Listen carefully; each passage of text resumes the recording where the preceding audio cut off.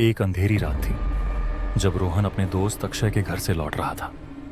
मौसम खराब था और बिजली कड़क रही थी। अचानक उसकी कार एक सुनसान जंगल के पास बंद हो गई। उसने फ़ोन निकाला पर सिग्नल नहीं था।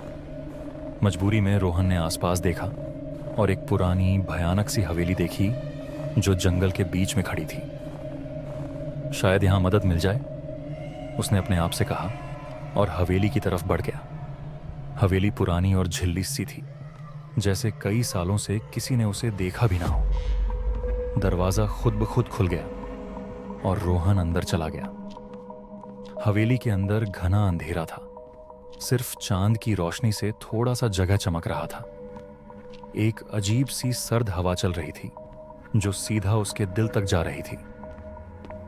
रोहन ने जैसे ही एक दरवाज़ा खोला, एक कड़कती आवाज के साथ एक पुरानी और क्रीपी सी औरत सामने खड़ी थी।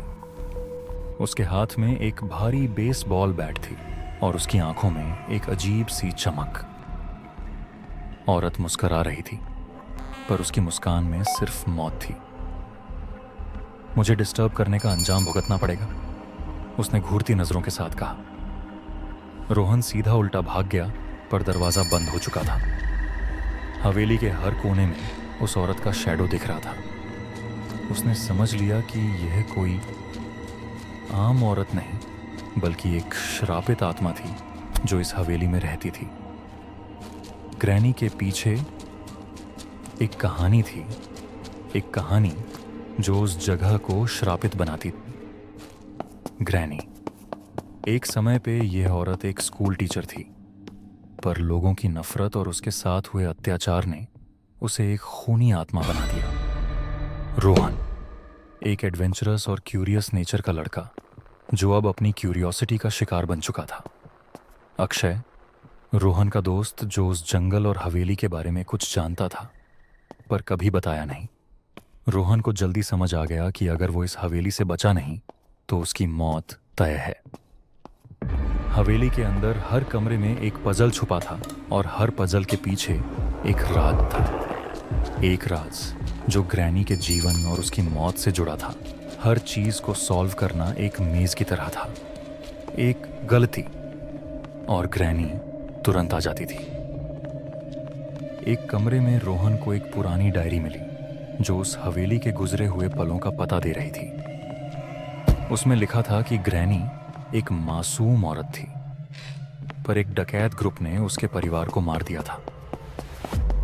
तब से उसकी आत्मा शांति नहीं पा रही थी। रोहन ने एक बेसमेंट का रास्ता ढूंढा जो हवेली के नीचे था। वहां एक पुराना मंदिर था जिसमें ग्रैनी की आखिरी इच्छा छुपी थी।